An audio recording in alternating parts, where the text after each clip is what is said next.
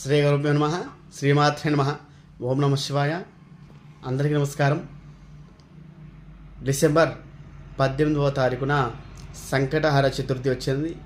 ఈ యొక్క సంకటహర చతుర్థి రోజున గణపతిని పూజించడం వల్ల ఆ యొక్క గణపతి ఆశీస్సులను పొందగలుగుతాము. అలాగే పుణ్యఫలం కూడా దక్కుతుంది.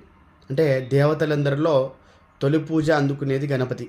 అది పూజ అయినా సరే, శుభకార్యమైనా సరే, ఏదైనా సరే గణపతిని ముందుగా పూజించిన తర్వాతనే మిగతా పూజా కార్యక్రమం నిర్వహిస్తాము. కనుక ఈ యొక్క సంకటహర చతుర్థి రోజున గణపతిని పూజించడం వలన సమస్త కోరికలు తీరి పుణ్యఫలం దక్కుతుంది.